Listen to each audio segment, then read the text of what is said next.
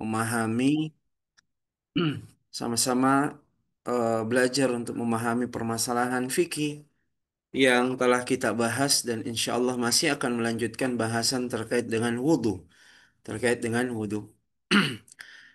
Kita ingatkan kembali kepada jamaah sekalian yang dimuliakan Allah bahwa mempelajari agama kita ini tentu adalah sebuah kemuliaan yang Allah berikan kepada orang-orang yang serius untuk mempelajarinya. Oleh sebab itu, hadis diriwayatkan oleh Imam Bukhari dan Imam Muslim, Nabi Shallallahu Alaihi Wasallam mengatakan, "An-nasu ma'adin." Manusia itu ibarat barang tambang. Manusia itu diibaratkan seperti barang tambang. Khiyaruhum fil jahiliyah, khiyaruhum fil Islam, idza faquhu. Nabi katakan, yang terbaik dari mereka pada masa jahiliyahnya adalah yang terbaik di masa Islamnya jika mereka memahami ajaran agama Islam. Nah, lihatlah bagaimana Rasulullah memberikan motivasi kepada kita melalui hadis ini sebenarnya. Yang terbaik di masa jahiliyah, ya mudah-mudahan kita semua ini selalu berupaya berusaha keluar dari kondisi jahiliyah. Sebab jahiliyah itu adalah kondisi bodoh. Jahil dalam bahasa Arab itu jahala, jahala dalam bahasa Arab itu adalah bodoh. Jahil artinya orang yang bodoh. Makanya dikatakan masa jahiliyah yaitu masa kebodohan yang merajalela di mana-mana. Masa ketika akal sehat tidak lagi dipakai, tidak lagi berfungsi, tidak lagi dipakai untuk memikirkan ya fitrah penciptaannya dan yang semisalnya. Olehnya itu sehebat-hebatnya eh, kedudukan orang-orang Quraisy di awal-awal dakwah Islam, ketika mereka tidak memeluk Islam, mereka dikatakan jahiliyah. Ya, kenapa? Abu Jahal itu dikatakan Abu Jahal.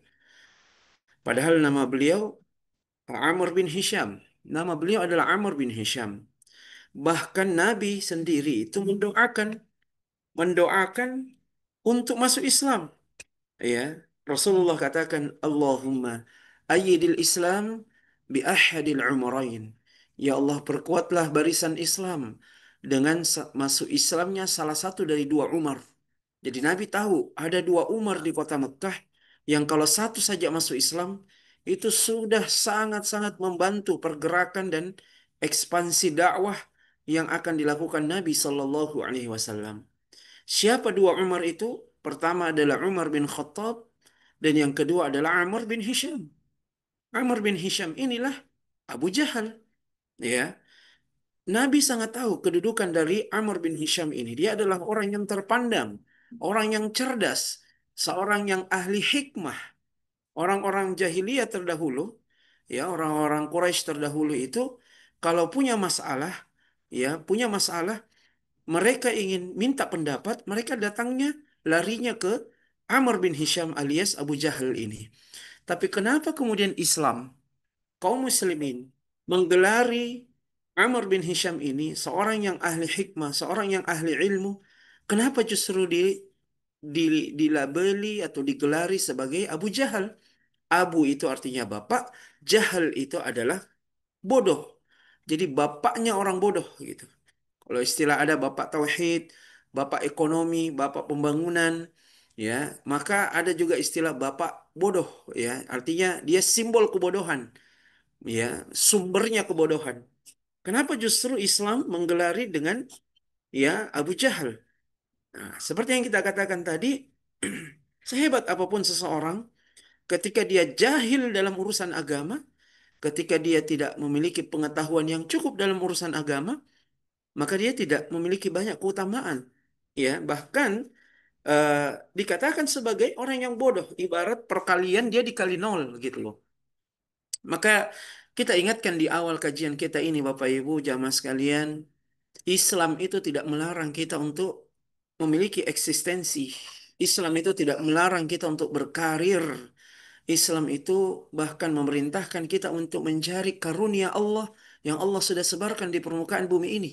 Kita berikhtiar menjemput rezeki yang telah Allah tetapkan untuk kita, yang telah Allah takdirkan untuk kita.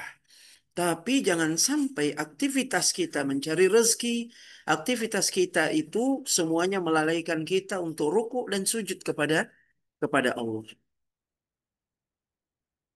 Jangan sampai kemudian melalaikan kita dari melakukan ibadah kepada Allah.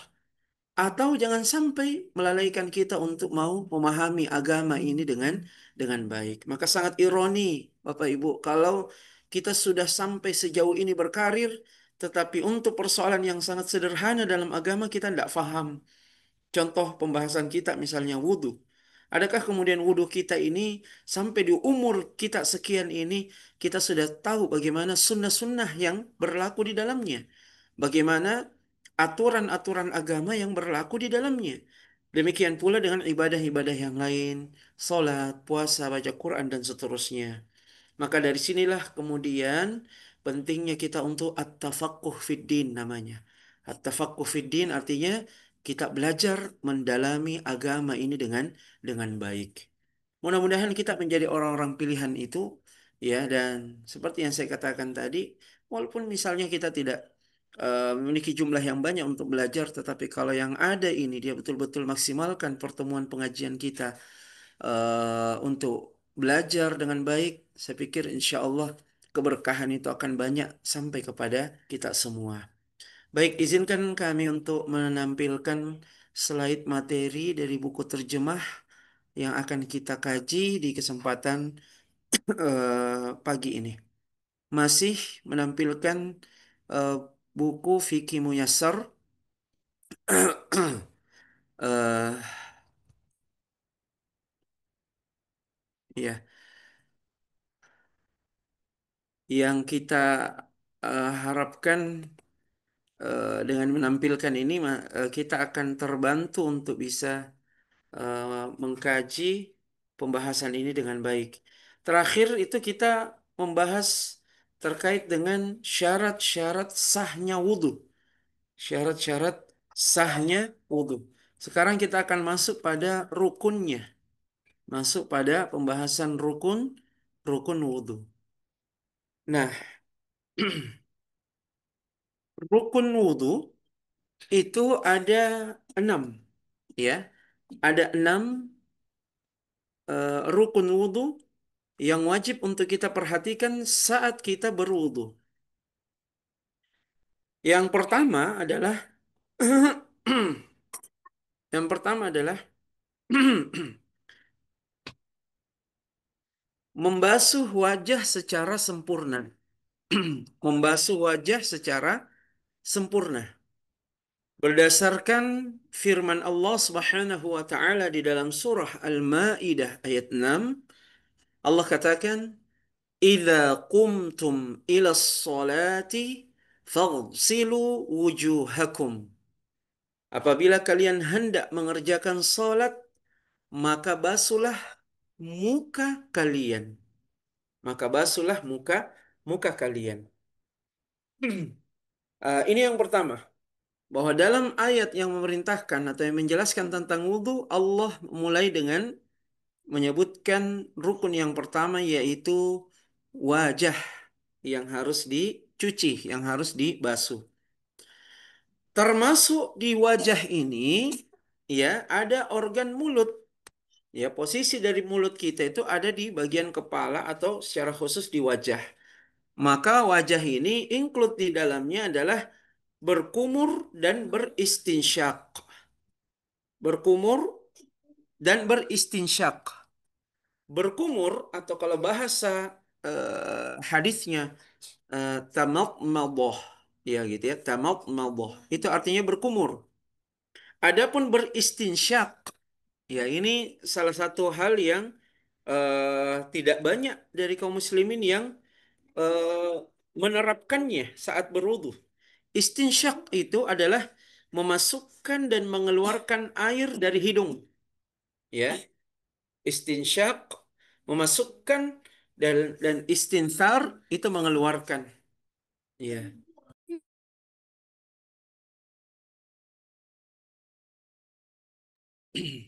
Jadi saya ulang, eh, ada ada tiga yang perlu kita ketahui saat berkumur-kumur, ya. Karena berkumur-kumur ini itu adalah gerakan yang juga sekalian membersihkan hidung.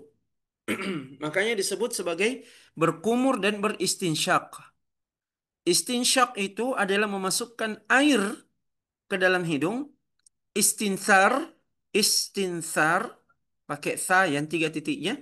Istinsar itu mengeluarkan atau menghembuskan air yang ada di hidung tadi, dihembuskan dengan kuat, ya, didorong dengan udara lewat hidung dari dalam keluar. Jadi itu dilakukan dalam satu kali cidukan. Dalam satu kali cidukan air. Cidukan air maksudnya begini. Saya aktifkan kamera dulu biar langsung jelas ya.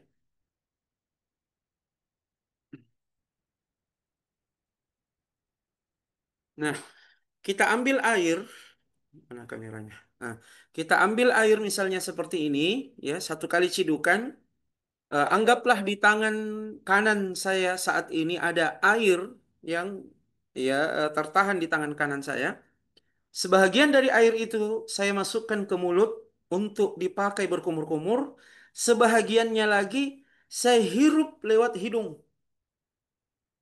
Pada saat saya menghirup lewat hidung itu disebut istinsyak, yaitu masukkan air ke hidung.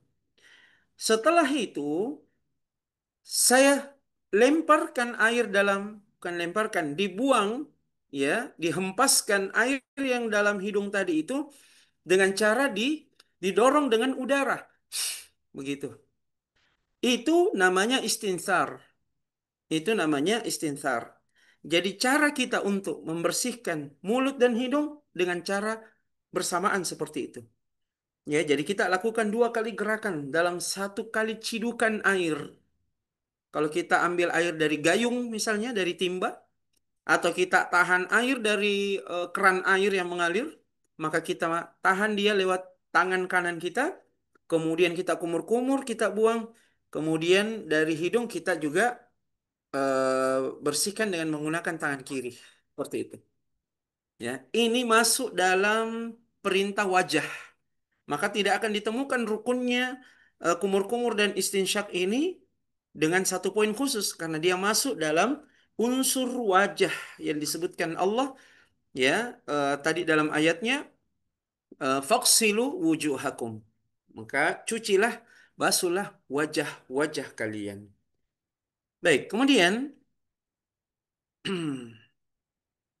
selanjutnya adalah membasuh kedua tangan sampai siku. Kedua tangan dari telapak tangan sampai siku. Makanya kalau kita wudhu, pastikan pakaian kita itu telah terlipat naik sampai di melewati siku kita. Paling minimalnya sampai di siku kita. Ini, ya. Jadi ini yang disebut sebagai tangan. Kita bersihkan bagian luar maupun bagian di dalamnya seperti ini. Itu berdasarkan firman Allah wa aidikum ilal marafiqi. Maka perhatikan ilal marafiq itu artinya siku. Ya, itu artinya siku. Walaupun di dalam pembahasan sunnah wudhu nanti, seperti yang dipraktekkan oleh Abu Hurairah, beliau pada saat membasuh kedua tangannya sampai siku, beliau lebihkan sampai ke lengannya di atas. Jadi dilebihkan sampai di atas dari siku. Ya, dengan alasan agar kemudian cahayanya nanti pada hari kiamat itu bisa lebih banyak seperti itu. Nanti kita masuk dalam pembahasannya insya Allah. Tapi intinya ini perhatikan baik-baik, mulai dari telapak tangan kita pastikan semua basah tanpa terkecuali sampai di siku. Dimulai dari tangan kanan tiga kali, kemudian berpindah ke tangan kiri juga tiga kali. Kemudian rukun berikutnya adalah mengusap kepala seluruhnya beserta kedua telinga. Nah, perhatikan, saya lepas songkok saya dulu. Hmm. Kepala Ini, lihat bagaimana bentuknya nih. Nah, ini kepala. Kepala itu eh, caranya adalah diusap. Perhatikan kalimat Al-Qur'annya, wamsahu. Beda dengan, saya tarik dulu ke atas. Beda dengan tadi kalimatnya Allah ketika wajah, faksilu. Faksilu wujuhakum, ya, menggunakan kalimat basuhlah, atau kalau bahasa bahasa kasarnya kita cuci. Cucilah cucilah wajah-wajah kalian, faksilu. Kemudian eh, ketika kepala, Allah menggunakan kalimat wamsahu. Tentu mengusap dengan mencuci itu dua terminologi, dua istilah yang berbeda. Apa perbedaan yang mencolok dari keduanya? Mencuci itu menggunakan air yang banyak. Mengusap itu lebih sedikit airnya dari segi air. Kemudian kalau mencuci itu kita menggunakan banyak gerakan gitu. Mencuci muka, namanya mencuci muka, bukan hanya satu gerakan saja. Tapi kalau mengusap cukup satu kali gerakan, ditempelkan. Nah, ini tunggu dulu. Nah, ditempelkan kedua telapak tangan kita yang telah kita basahkan dengan air, kemudian ditempelkan, ya ini ya, ditempelkan ke kepala kita, mulai dari awal tempat tumbuhnya rambut sampai ke bagian depan telinga kita, tempat tumbuhnya rambut, ya, sampai ke belakang, sampai di apa namanya ini, ujung leher kita bagian belakang, gitu ya. Kemudian dikembalikan lagi ke posisi awal. Jadi begitu cara mengusapnya. Jadi dari depan dulu ke tengah sampai ke belakang, di akhir dari tengkuk kita di belakang. Setelah itu dikembalikan lagi satu kali ke depan seperti saat memulai di awal. Setelah itu langsung kita membersihkan kedua telinga tanpa mengambil air wudhu yang baru lagi. Jadi ini perintah, perintah mengusap kepala include langsung dengan telinga, ya, include langsung dengan telinga. Sebagaimana tadi perintah terkait kumur-kumur include langsung dengan hidung, begitu. Nah, cara untuk membersihkan telinga,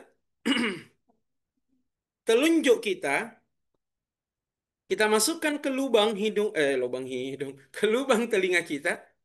Telunjuk dimasukkan ke lubang telinga kita. Kemudian jempol kita di bagian jempol kita ini akan membersihkan bagian belakang dari daun telinga kita. Jadi secara bersamaan telunjuk masuk ke lubang dan ke bentuk, apa istilahnya itu ya, di dalam bagian telinga kan ada bentuk-bentuknya, ya, ada lekuk-lekukannya, maka itu fungsinya telunjuk kita untuk masuk ke situ, membersihkan di situ. Kemudian jempol kita ini fungsinya untuk bagian belakang. Jadi betul-betul dalam dan belakang itu dibersihkan. Ya, itu dibersihkan. Dan ini cukup dilakukan sebanyak satu kali saja. Cukup dilakukan sebanyak satu kali saja. Kalau yang lain, rukun wudhu yang lain dibersihkan sebanyak tiga kali, maka untuk mengusap kepala beserta kedua telinga itu cukup satu kali saja. Nah, walaupun di mazhab Syafi'i itu dibedakan ya. Nah, ini kita berbicara tentang mazhab, perbedaan fikih ulama.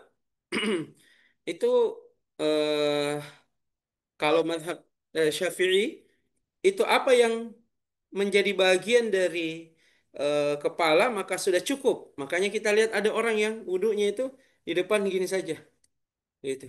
Di depan tiga kali, kemudian dia ambil air yang baru untuk telinga tiga kali, seperti itu. Kita tidak salahkan karena memang secara mazhab fikih itu juga ada yang berpendapat seperti itu. Ada yang berpendapat seperti itu. Walaupun mayoritas dari ulama mengajarkan seperti yang tadi telah kita jelaskan. Jadi kita belajar fikih seperti ini akan lebih membuka cakrawala berpikir kita dan akan lebih membuat kita lebih bijaksana untuk tidak menyalahkan ya orang-orang yang melakukan apa namanya mengamalkan pendapat-pendapat selain yang kita yakini seperti itu. Yang penting kita harus siap bertanggung jawab dengan pendapat tersebut. Eh, Nabi SAW katakan al-udhunani minar ra'si. Kedua telinga itu termasuk kepala. Makanya tadi pada saat mengusap kepala itu juga sudah include ya membersihkan telinga, membersihkan kedua telinga. Nah, kayak di sini dikatakan sehingga tidak sah mengusap sebahagian kepala saja tanpa sebagian yang lain. Ya, walaupun tentu kalau kembali kepada madhab Syafi'iyah, ya itu eh, apa namanya tab'id itu kalau sudah masuk sebagiannya maka yang lain terwakilkan dengan itu. Maksudnya kalau sudah dibasuh di depannya berarti yang lain sudah terwakilkan. Kemudian yang keempat, rukun keempat adalah membasuh kedua kaki sampai kedua mata kaki. Dasarnya masih di ayat yang sama ya. Allah katakan wa arjulakum ilal ka'bain. Wa arjulakum ilal ka'bain. Dan basuhlah kedua kaki kalian sampai ke kedua mata kaki kalian. Pertama kita katakan untuk kaki ini dia juga mengikut ke perintah mencuci atau membasuh. Sehingga dia tidak cukup dengan hanya diusap. Itu yang pertama. Yang kedua, aturan dari mencuci kaki ini terbatasi sampai pada kalimat al-ka'bain. Al-ka'bain itu mata kaki. Dan mata kaki kita tahu bersama posisinya di mana. Sehingga tidak perlu berlebihan dalam persoalan kaki ya saat dicuci kakinya. Yaitu sebagian atau ada di antara orang mungkin kita lihat sampai naik ke betisnya. Dicuci sampai naik ke betisnya. Ah, ini tidak perlu.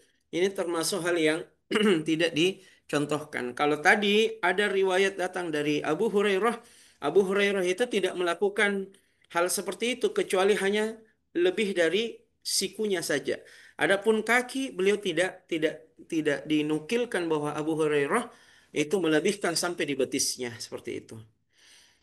Itu yang kedua. Yang ketiga, pada saat kita mencuci kaki, perhatikan pemandangan yang kadang kita saksikan ya saat orang mencuci kaki adalah dia putar keran, dia pasang kakinya di bawah, dia sentuhkan air keran itu 3 kali kaki kanan dan 3 kali kaki kiri. Cukup bagi dia. Padahal mencuci itu adalah kita gunakan tangan kita ini. Kemudian kita gosok kaki kita. Jadi tidak sekedar air itu dialirkan begitu saja. Itu bukan mencuci namanya. Mencuci itu ada perlakuan khususnya. Ada perlakuan yang sedikit agak frontal kita lakukan. Kalau kita mencuci pakaian, apakah kita ya siram-siram saja dengan air? Itu sudah dikatakan mencuci? Kan tidak, kan tidak. Kita pakai sabun, kita pakai sikat, atau kita pakai mesin cuci. Mesin cucinya juga bergerak ya secara teratur. Itu adalah aktivitas mencuci, bukan sekedar disiram atau direndam dengan air. Maka demikian juga pada saat kita mencuci kaki, pada saat wudhu di bagian kaki. Bagaimana caranya? Tangan kanan kita ini kita gunakan untuk memegang kaki yang ingin kita cuci pada saat berwudhu di anggota tubuh kaki ini. Teknisnya bahkan disebutkan begini. Kelingking kita ini masuk di sela-sela jari-jari kita. Saya kasih lihat ke jari-jari kakiku lagi. Ya enggak apa-apa, kita contohkan. Bismillah. Gimana itu caranya? Allahu Akbar.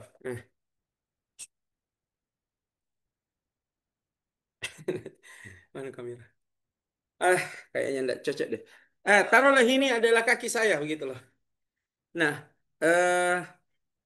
setiap kaki kita kan ada jari-jarinya. Dan setiap jarak yang satu dengan yang lain itu ada sela-selanya. Maka kita pemiranya ya.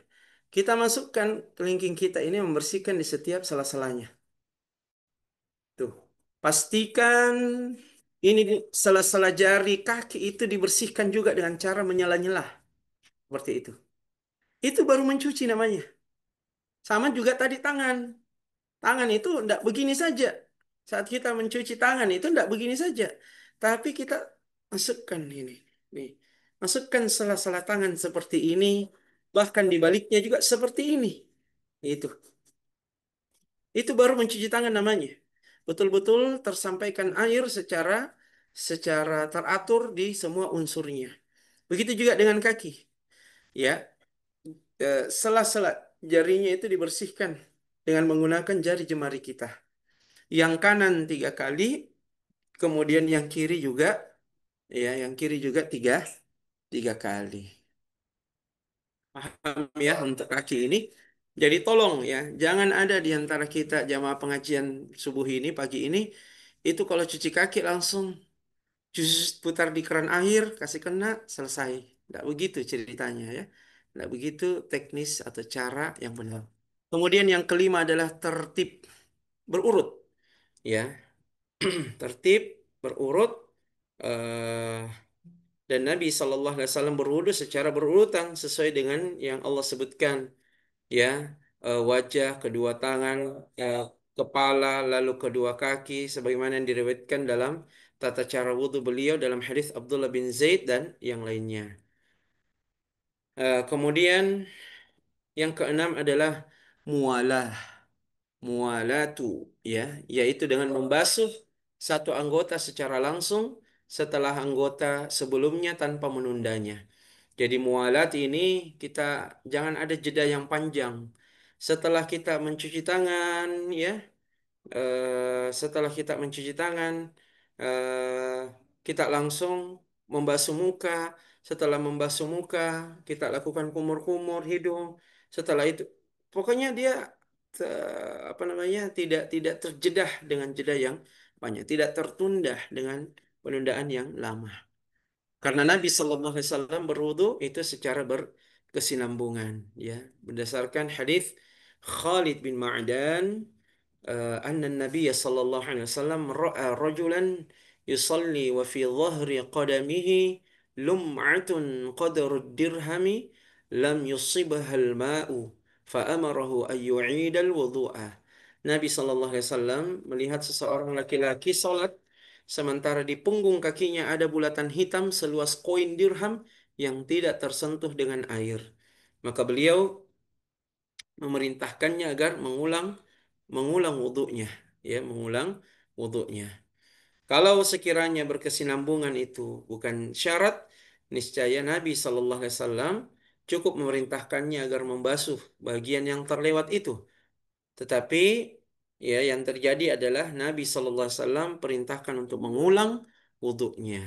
Ya, Eh, itu terkait dengan apa namanya, itu terkait dengan rukun-rukun wudhu.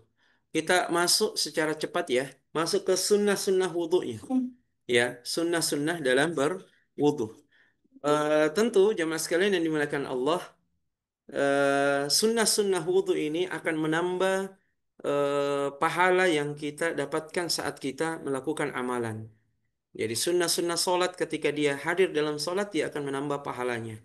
Ya, orang yang tidak mengamalkan sunnah-sunnahnya tentu tidak batal, ya, tidak batal ibadahnya, ya, tetapi dia kurang pahala dari ibadah tersebut. Apa itu? Yang pertama adalah tasmiyah, ya. Walaupun hadis Nabi Shallallahu Alaihi Wasallam katakan la wudhu aliman lam yadhkur ismallahi alaih, tidak ada wudhu bagi siapa yang tidak menyebut nama Allah atasnya. Tapi tidak ada di sini bukan menafikan tidak sah sama sekali, tidak. Tetapi maknanya adalah tidak sempurna. Tidak sempurna. Berarti pahalanya sah, tetapi dia tidak mendapatkan pahala yang sempurna. Maka upayakanlah sebelum kita wudhu, kita tasmiyah dulu. Membaca basmalah, yaitu Bismillah. Ya, cukup mengucapkan Bismillah. Kalau wudhunya kita di toilet misalnya, maka sebelum masuk toilet kita mengucapkan Bismillah. Kemudian juga bersiwak, ya.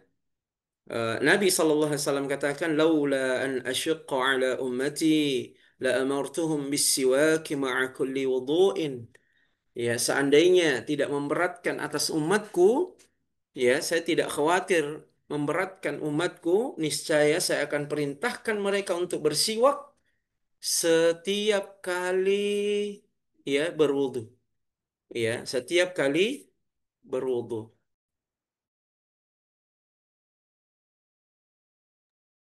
Seandainya tidak memberatkan atas umatku, niscaya aku akan perintahkan mereka agar setiap mereka mau wudhu, mereka bersiwak terlebih dahulu. Itu dilakukan Nabi Shallallahu Alaihi Wasallam. Ya, dilakukan Rasulullah Shallallahu Alaihi Wasallam setiap kali hendak berwudhu. Dan apa yang dilakukan Nabi itu adalah sunnah, ya, yang mulia untuk kita eh, amalkan.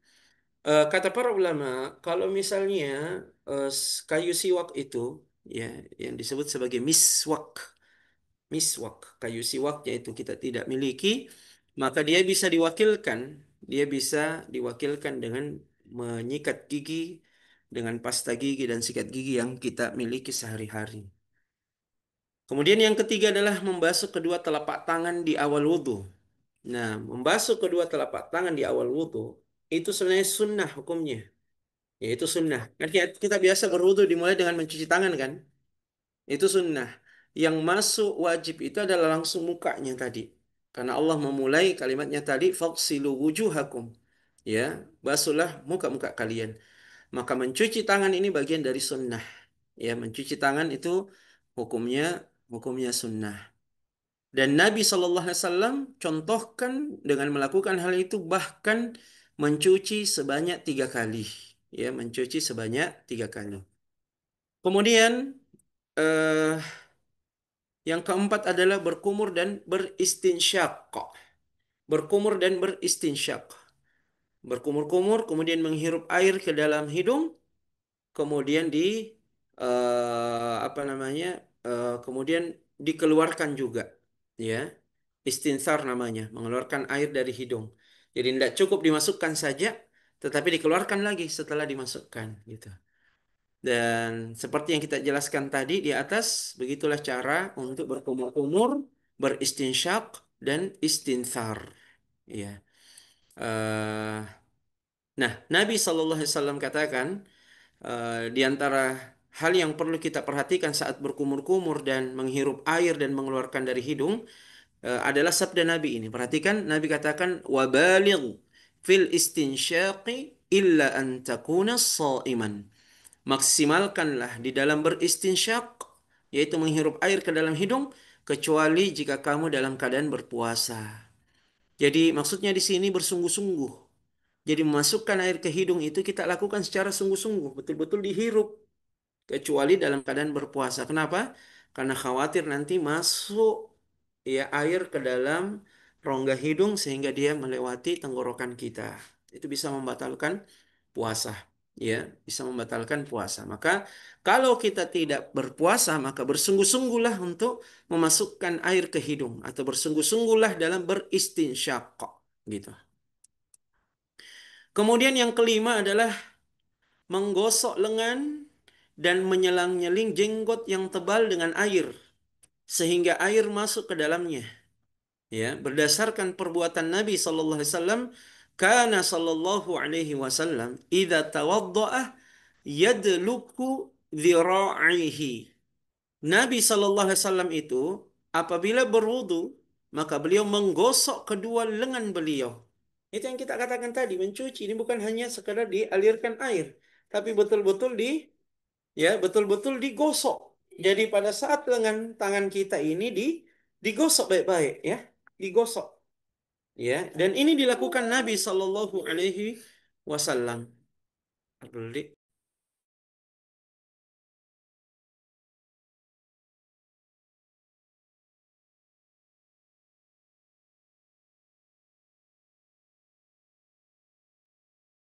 Eh, Demikian juga perbuatan Nabi Shallallahu Alaihi Wasallam dalam hadis ini.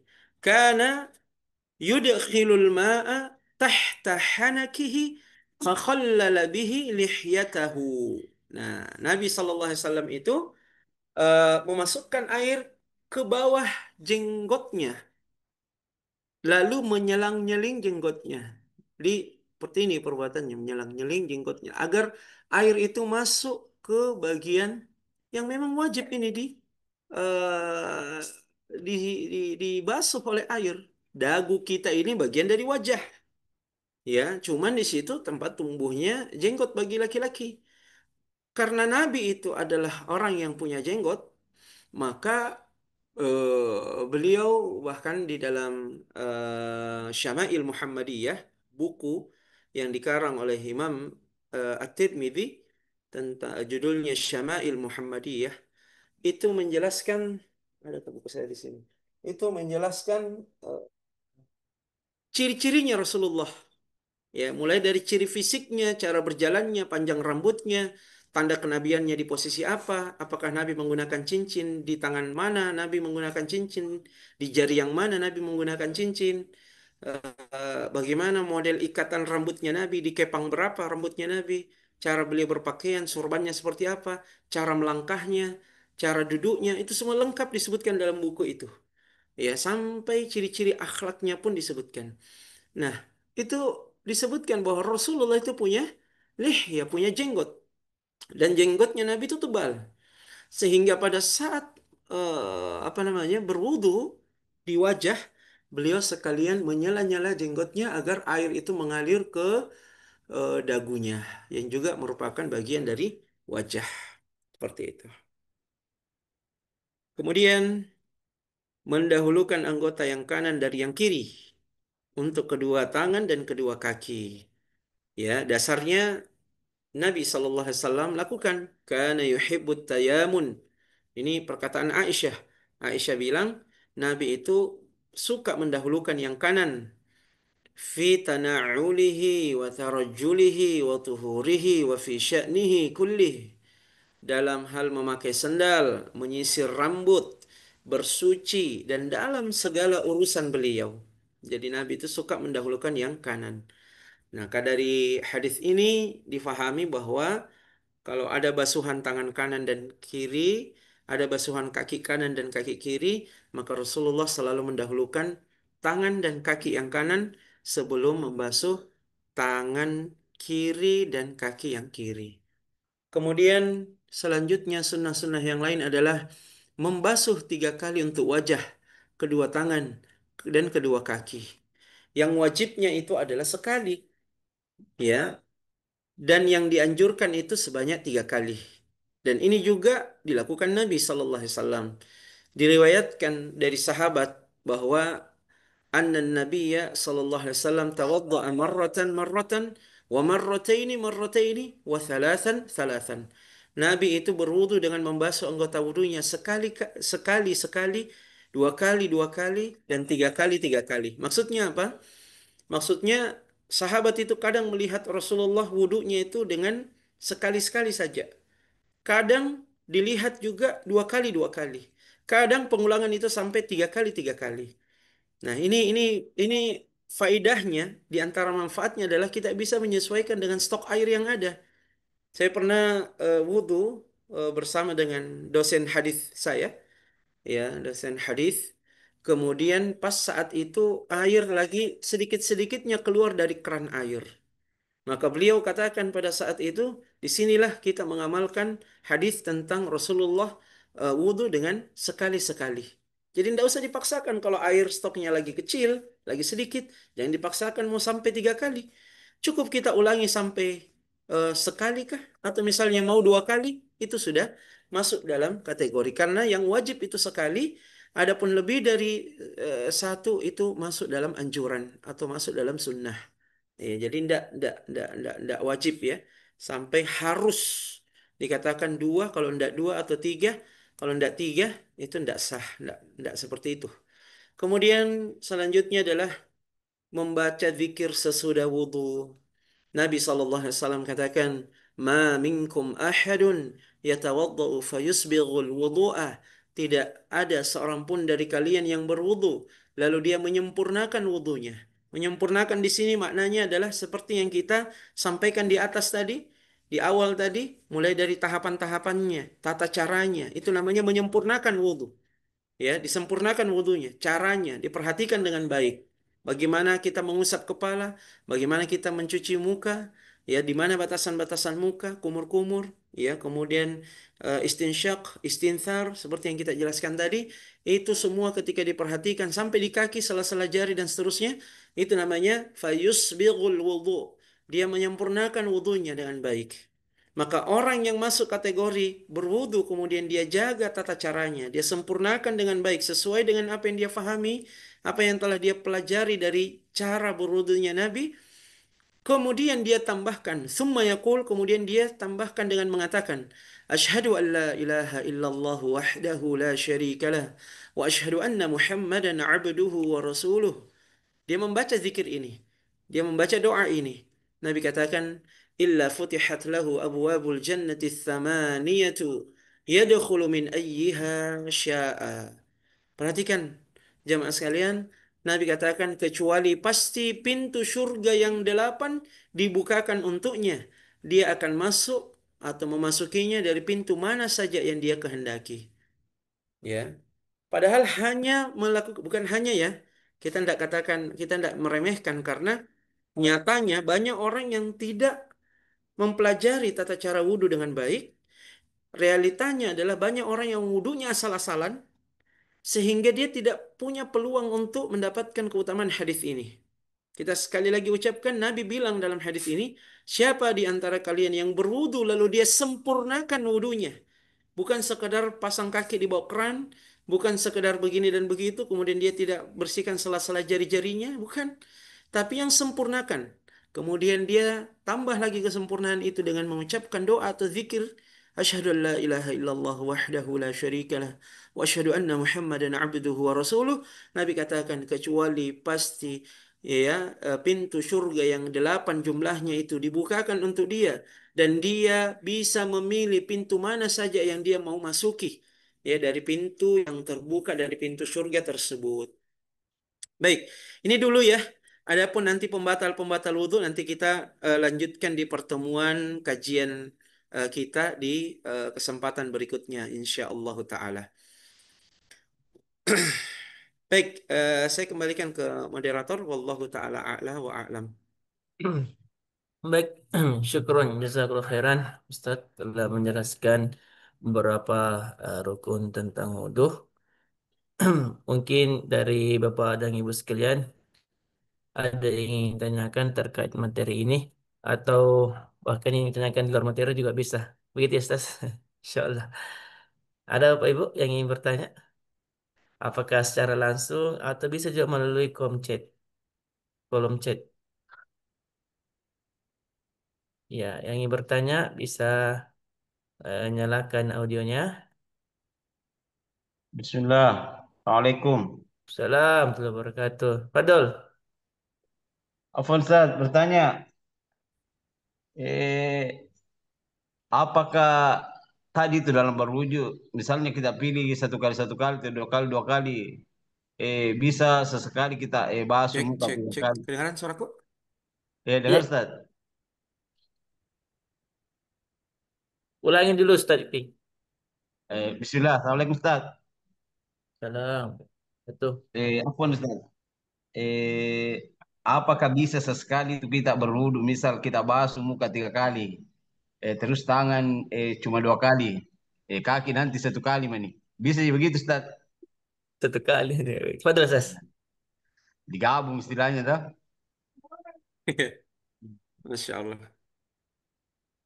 Kalau dilihat dari eh, dilihat dari hukum ilmu syar'inya, dilihat dari hukum ilmu syar'inya, maka dia tidak mengapa. Mengapa dari eh, dilihat dari kemanfaatannya, maksudnya pertanyaannya kenapa kita mau seperti itu modelnya? Maksudnya kenapa eh, karena yang difahami dari hadis tadi karena Nabi sallallahu alaihi wasallam tawaddoa marratan marratan marrataini salasan salasan. Jadi kalau difahami dari kalimat itu yang disampaikan sahabat tadi bahwa Nabi Shallallahu Alaihi Wasallam terkadang berwudu dengan sekali-sekali, maksudnya sekali-sekali di sini dari awal sekali sampai dia terakhir sekali. Kemudian kemudian kesempatan yang lain Nabi SAW mengulang dua kali dari awal sampai akhirnya. Di kesempatan yang lainnya Nabi dilihat oleh sahabat tiga kali awal sampai akhirnya. Begitu begitu pemahamannya lewat hadis tadi. Tapi kalau misalnya terjadi kasus seperti yang disampaikan tadi, mungkin di awal dia cuci tangan tiga kali, sebentar pada saat di kaki satu kali. Kalau dari segi hukumnya itu sah-sah saja, bisa, ya seperti itu. Kalau dikatakan apakah sah wudhunya dengan cara seperti itu, kita katakan sah karena kembali ke hukum asal bahwa yang wajib itu satu kali, lebih dari satu kali itu masuk anjuran atau sunnah. Seperti itu, wallahu a'lam.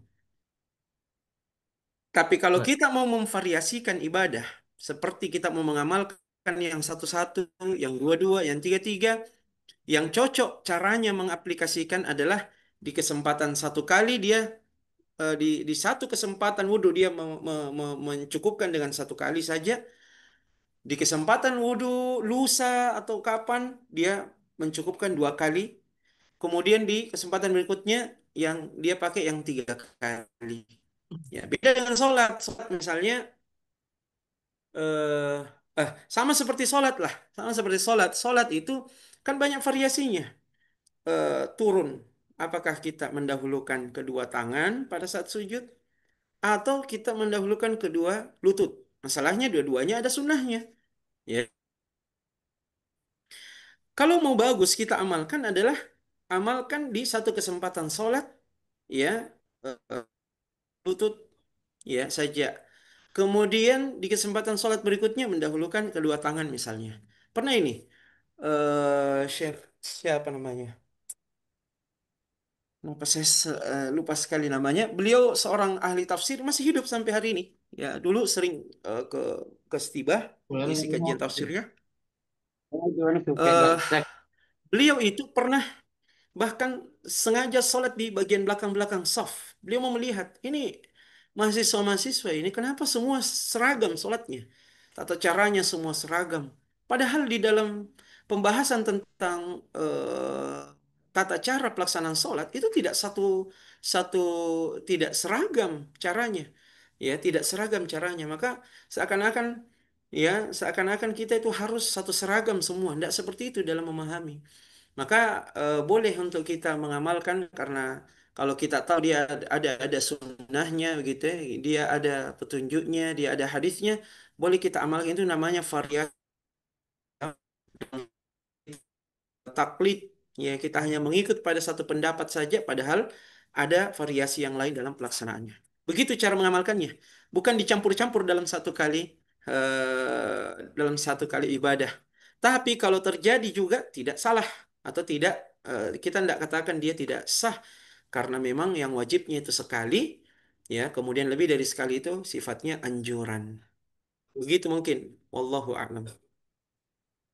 Syukran Ustaz. Iya. Jazakumullah khairan. Iya, Baik, syukur Ustaz atas penjelasannya. Kembali kita ke kolom chat dulu. Ya dari eh, Pak Muntah, ya Bu Muntah ini mungkin sudah terjawab di pertanyaannya sudah. Iya, tentang kita hadis Nabi lewati wudhu itu. sekali ya. Kemudian dari Bapak Jasman, silakan Ustaz. Mohon penjelasan Ustadz terkait batal wudhu saat berada di raudhah hanya membawa air dalam botol spray. Ini juga polemik, ya. Ini juga polemik karena adanya tokoh-tokoh atau bolehlah dikatakan yang dianggap sebagai ustadz yang kemudian memberikan video tutorial, ya, berwudhu dengan menggunakan spray. Ini yang jadi masalah spray ini bagi sebahagian yang kemudian menyoroti itu tidak masuk dalam pemahaman al-ghusl. Tadi kita sudah angkat ayatnya dalam surah Al-Maidah ayat 6 itu, "Faqsilu wujuhakum wa aydiyakum ilal marafiqi." Faqsilu. Tadi kita sudah sedikit isyaratkan itu. Apa makna faqsilu? Mencuci. Dan kita tahulah apa aktivitas yang dilakukan saat mencuci. Bisa tidak spray itu, air dalam botol spray itu, saat kita semprotkan ke lengan, kita semprotkan ke muka, kemudian terjadi sebuah aktivitas yang namanya mencuci. Nah, inilah yang disoroti oleh sebagian ustadz yang mengatakan bahwa tidak cukup dengan menyemprot saja. Kemudian diusapkan air itu ke ke wajah, enggak. Tapi memang ada air yang banyak dipakai, diperlakukan air yang banyak dipertemukan dengan permukaan kulit yang kita basuh, kemudian kita gerakkan tangan kita, kita cuci begitu loh. Ada air yang jatuh disebabkan karena perlakuan itu. Makanya dalam hadis kan dikatakan setiap tetesan yang menetes dari air wudhu yang kita pakai saat berwudhu itu diharapkan menjadi tetesan dosa yang juga gugur. Nah, kalau dengan menggunakan spray, bisakah terjadi yang seperti itu? Tidak. Makanya sebahagiannya itu mengatakan bahwa tidak cukup dengan spray. Tidak cukup dengan spray. Makanya ini memang menjadi konsekuensi. Pada saat kita mau masuk ke raudhah misalnya, memang betul-betul siap lahir batin. Bukan hanya fisik yang disiapkan, bukan hanya apa. Tidak. Tapi perhatikan juga, ya, perhatikan makan dan minum kita. Ini juga banyak banyak jamaah yang selalu kita ingatkan seperti itu. Kalau kita mau masuk raudhah, antriannya mulai dari sebelum raudhah, kemudian masuk ke dalam, sebelum masuk di dalam raudhahnya, kemudian di dalam raudhahnya itu kita punya estimasi waktu misal 1 jam, maka kita berpikirlah, ya, makan dan minum kita itu tidak berpengaruh kepada kekhusyuan kita nanti pada saat ziarah ke raudhah.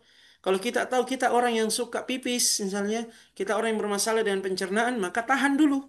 Ya, alangkah enaknya kalau misalnya nanti setelah kita ziarah raudhah baru kemudian kita banyak memperbanyak minum dan seterusnya. Artinya kitalah yang lebih tahu kondisi diri kita karena memang konsekuensinya seperti itu. Ya, saat batal wudhu ya kita harus mengulang wudhunya dan itu cukup memang sangat bukan sangat ya, memang cukup merepotkan gitu. Karena kita harus keluar lagi dari antrian dan seterusnya. Baik, intinya di sini terkait dengan spray yang saya sampaikan tadi memang betul ada yang bahkan membuatkan video tata cara berwudu dan menggunakan spray, tetapi ada juga yang kemudian mengingatkan bahwa itu tidak cukup. Ya, wallahu alam, kami pribadi sendiri itu eh, apa namanya berpendapat bahwa wudu dengan spray itu tidak cukup, ya, tidak cukup dan tidak memenuhi standar kalimat al-ghusl, mencuci yang diperintahkan Allah dalam ayat Al-Maidah tadi. Begitu mungkin Pak Jasman. Kemudian kita pindah ke pertanyaan berikutnya dari Ibu Nur Hidayah. Tapi Ustaz, waktu wukuf di Arafah tahun 2018, saya pernah melihat ada orang yang berwudu tidak membuka sepatunya. Betul. Dan ini saya ingat terus karena mengganjal di hati. Mohon pencerahannya Ustaz, apakah hal tersebut memang pernah dilakukan oleh Rasulullah atau gimana? Jadi yang dicuci adalah sepatunya Ustaz karena tidak buka sepatu. Betul, bukan dicuci namanya mengusap. Jadi ada namanya mashul khuf. Pembahasannya setelah wudhu ini nanti insya Allah akan datang. Ya, kita stay tune ya. Kita terus tongkrongi channel dari Tamam Travel ini ya. Insya Allah kalau pelajarannya berlanjut terus kita akan sampai ke pembahasan mengusap khuf namanya. Khuf itu sepatu kulit yang dipakai oleh Rasulullah, oleh sahabat atau orang-orang Arab secara umum saat melakukan safar perjalanan. Ada aturan-aturannya, ada tata caranya, tetapi intinya yang dilihat oleh Ibu Nur Hidayah dalam momentum wukuf di Arafah ini itu diperbolehkan bahkan disunnahkan. Itu bagian dari kemudahan dalam Islam tanpa perlu melepas sepatunya. Wallahu alam. Adapun penjelasan detailnya, ya, sehat-sehat kita terus, mudah-mudahan panjang umur dan kajian kita terus berlanjut. Insya Allah kita masuk dalam pembahasan mengusap khuf. Jadi dia tidak menggunakan kalimat mencuci, ya, tetapi mengusap dengan cara punggung punggung kakinya kanan dan kiri itu di diusap pakai air, gitu ya, diusap pakai air 3 kali kanan dan 3 kali kiri. Ya, kalau dia pakai sepatu berarti punggung kakinya yang di atas sepatunya itu yang diusap 3 kali kanan, 3 kali kiri dan itu sudah cukup menggantikan mencuci kaki tanpa harus membuka sepatunya, tanpa harus membuka kaos kakinya, seperti itu. Dan Baik. itu aturan Islam. Makanya Ali bin Abi Thalib memberikan sebuah nalar ya pandangan kepada kita gini. Seandainya Islam itu agama yang dibangun atas dasar akal, seandainya Islam itu adalah agama yang dibangun di atas akal, maka yang diusap pada saat mencuci apa yang diusap pada saat syariat mengusap khuf itu adalah bagian bawahnya. Tapi Nabi mencontohkan bagian atasnya. Padahal yang kotor sebenarnya, yang bersentuhan dengan tanah itu adalah bagian bawahnya. Kenapa Nabi memerintahkan atau mencontohkan bagian atasnya? Itu artinya apa Bapak Ibu? Kalau sudah datang dalilnya, memerintahkan kita bahwa seperti ini caranya, ya, maka kita ikuti cara itu tanpa kemudian berpikir, ih, kenapa bagian atas? Mestinya bagian bawah. Ya, maka agama ini tidak juga dikatakan bahwasanya dia adalah agama yang mutlak harus dari akal gitu. Ya. Kalau wahyu sudah berbicara, maka akal kita ini tunduk ke wahyu tersebut. Kalau sudah petunjuk Nabi SAW sudah kita diperhadapkan dengannya, maka kita ikuti petunjuk Nabi SAW. Ditahu atau tidak tahu hikmahnya, kenapa dianjurkan misalnya, kenapa diperintahkan sholat subuh 2 rakaat, sholat zuhur 4 rakaat, padahal kuat-kuatnya kita di subuh itu, kenapa justru sedikit rakaatnya? Tahu tidak ditahu hikmahnya, kita tunduk saja dengan aturan yang ada. Seperti itu, wallahu a'lam. Ya, lanjut Ustaz. Lanjut lagi Pak Jasman. Mohon maaf Ustaz. Jadi sebaiknya bagaimana Ustaz? Apakah tetap tidak berwudu dengan spray saat di dalam roda sedangkan sebentar lagi sholat wajib atau tetap berwudu dengan spray? Ragu-ragu Dilema, ki jadinya Pak Jasman. dilema ini Ustaz. Iya, bimbang-bimbang jadinya. Jadi mestinya bisa disimpulkan Mi kalau dari penyampaian saya tadi bahwa ya spray itu tidak cukup mewakilkan cara berwudu sesuai dengan pengistilahan yang tadi disebutkan dalam ayat tentang wudu. Ya, seandainya dalam rukun wudu itu hanya menggunakan kalimat mengusap, maka spray itu cukup. Cuman masalahnya dalam ayat tentang wudu itu ada kalimat al-ghuslnya, al-ghuslu, ya, ada kalimat mencucinya. Nah, kalimat mencuci inilah tidak terwakilkan dengan cara menggunakan spray. Tambah lagi tadi saya sudah sebutkan dalil yang lain bahwa ada tetesan-tetesan air saat berwudu. Itu manfaatnya adalah dosa-dosa yang digugurkan dengan tetesan-tetesan itu. Itu tidak terjadi pada spray. Mestinya kita sudah bisa menyimpulkan bahwa kalau seperti itu berarti kita tidak cukupkan dengan spray. Berarti memang harus wudu dengan wudu yang normal dengan menggunakan air yang cukup seperti itu. Wallahu a'lam. Ya, wallahu a'lam begitu. Jadi ini konsekuensi, konsekuensi jangan dipaksa. Kalau kita memang sudah yakin bahwa memang harus wudu, maka konsekuensinya kita pun masuk di raudhah. Kalaupun misalnya masuk di raudhah kemudian dia tidak bertabrakan dengan jadwal salat, ya, kita bisa masuk tetap masuk raudhah kemudian kita pakai waktunya di situ untuk zikir dan berdoa tanpa salat, ya. Ada yang bawa kanebo, lebih parah lagi kalau kanebo, subhanallah. Kalau kanebo baru dia pakai untuk mandi itu boleh, tapi kalau kanebo baru dipakai untuk wudhu, ya wallahu alam. Ya, fatwa dari mana yang dia dia dapatkan itu, ya. Nah, sekali lagi eh sekali lagi ada perlakuan khusus pada kalimat al-ghusl itu, ya. eh, untuk meresapkan air menetes itu.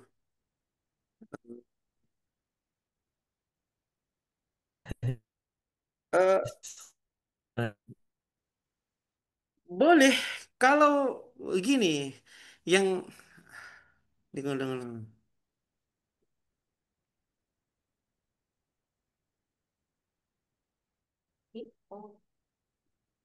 Kalau misalnya dengan spray itu dia betul-betul semprotkan kan, semprotkan sehingga memang banyak yang keluar airnya sehingga kita bisa perlakukan dia sebagai al-ghusl.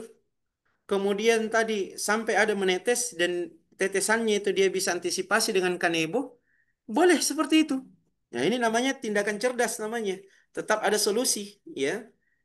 Tetap ada solusi yang dia lakukan sebagai konsekuensi dari apa yang dia lakukan tersebut.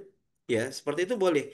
Tapi kalau spray dengan makna yang tadi saya jelaskan bahwa hanya diusap, ya, ini yang tidak masuk dalam terminologi al-ghusl dalam bahasa Arab.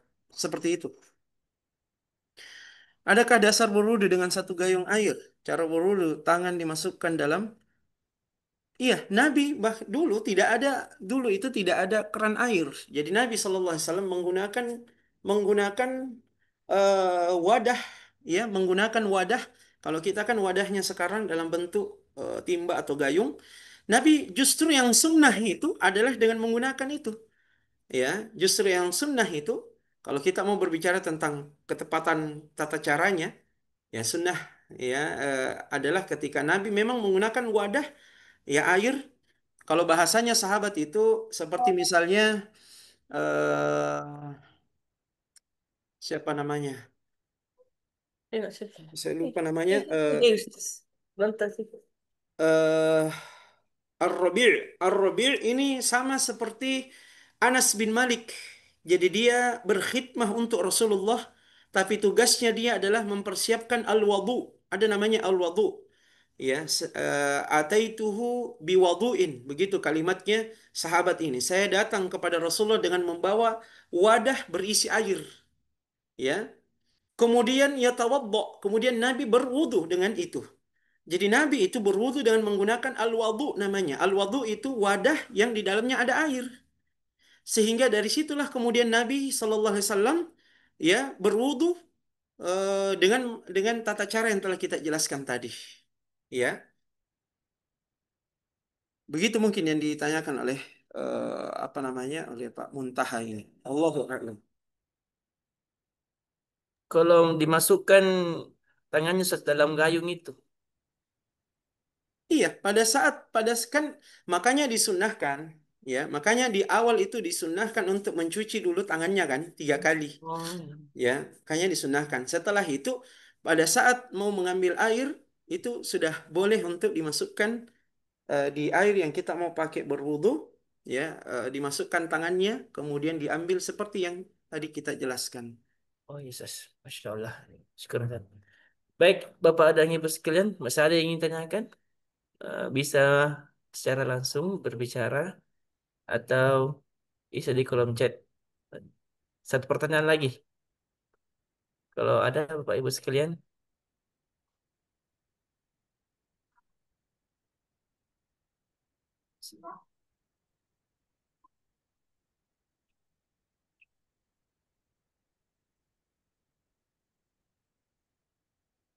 Oke, mungkin sudah ada Ustaz dari Bapak dan Ibu sekalian tentang fikih berwudu ini.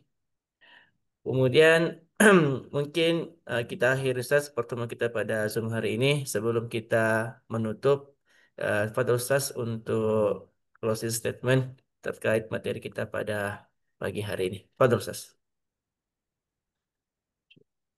Baik, alhamdulillah, kita bersyukur kepada Allah Subhanahu wa taala di pertemuan kita di kesempatan hari ini kita bisa memanfaatkan waktunya untuk kembali bisa belajar pelan-pelan, ya, mengkaji fikih ibadah yang menjadi kebutuhan kita semua. Di antara manfaatnya kita akan lebih faham seperti apa tata cara pelaksanaannya, sehingga ketika kita bisa lebih faham, kita bisa mengamalkan juga dengan cara yang tepat.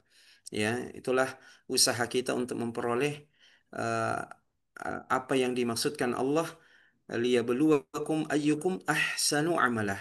Siapa di antara kita yang terbaik amalannya? Terbaik amalannya adalah yang paling ikhlas dan yang paling sesuai dengan tata cara pelaksanaan yang dilakukan oleh Nabi Sallallahu Alaihi Wasallam.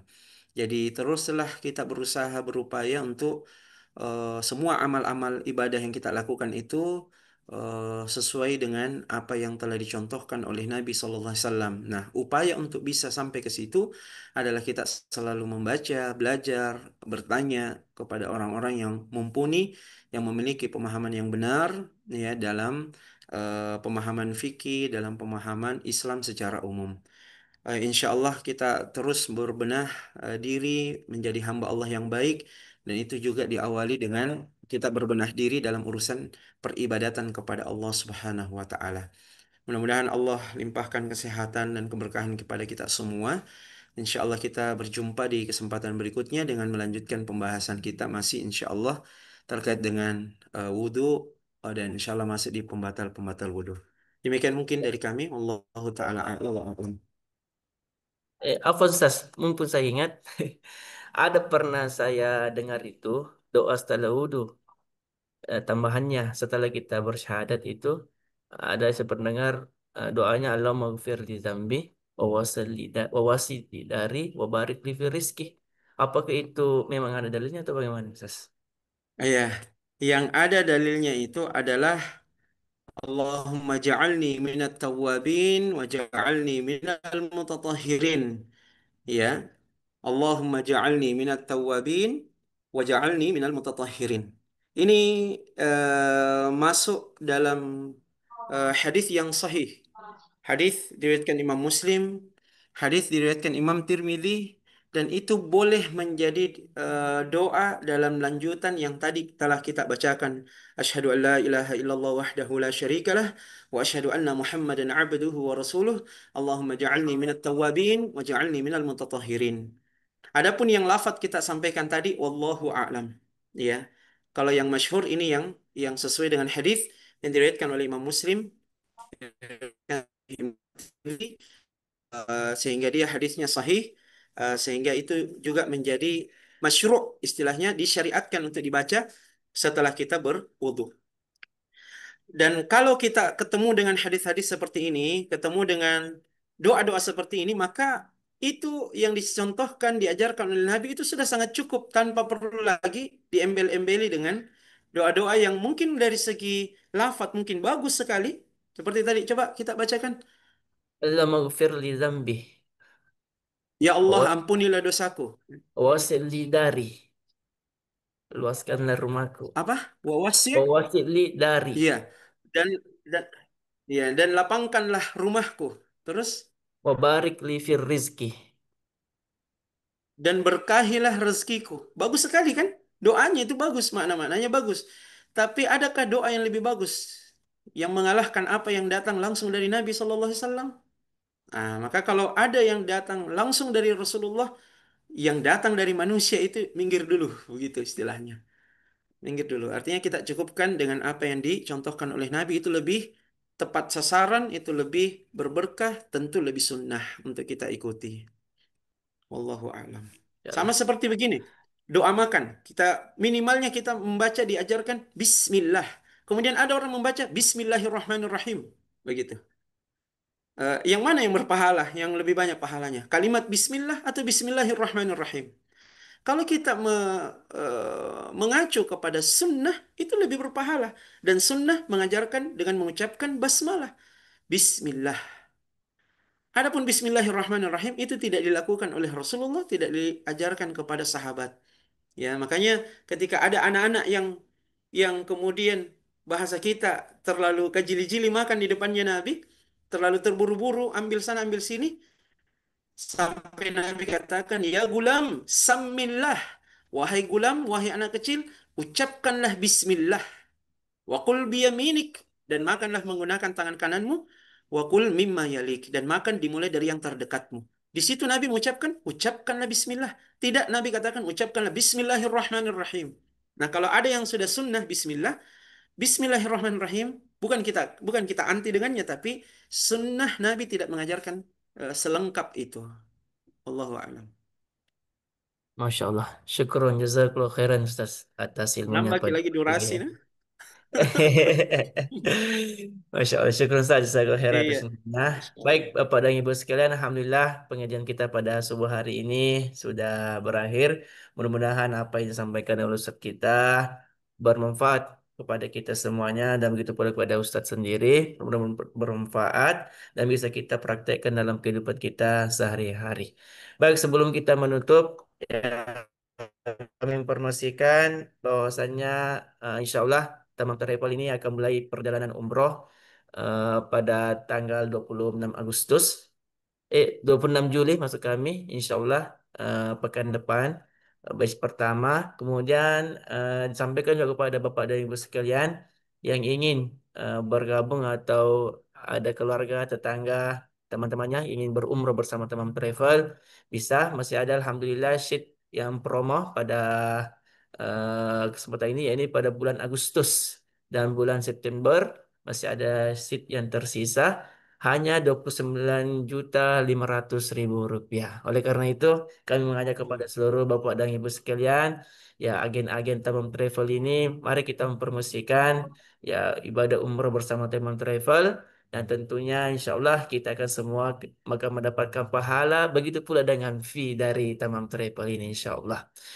Baik, ada yang disampaikan Bapak sekalian?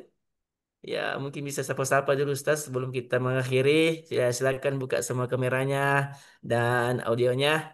Ya, kita ucapkan jazakallahu khairan Kira kepada makin foto kita. bareng. Masya Allah. Masya Allah. Baik, mungkin cukup ya pertemuan kita pada pagi hari ini dan mudah-mudahan Allah Subhanahu wa taala meridhoi segala kegiatan-kegiatan kita dan selamat berakhir pekan. Ya, manfaatkan waktu sebaik mungkin untuk bersama keluarga dan tercinta dan selalu dalam ketaatan kepada Allah Subhanahu wa taala. Baik, kita tutup kegiatan kita pada pagi hari ini dengan sama-sama membaca doa kafaratul majlis. Subhanakallahumma bihamdik, asyhadu an la ilaha illa anta astaghfiruka wa atubu ilaik. Assalamualaikum warahmatullahi wabarakatuh. Waalaikumsalam Waalaikumsalam warahmatullahi wabarakatuh. warahmatullahi wabarakatuh.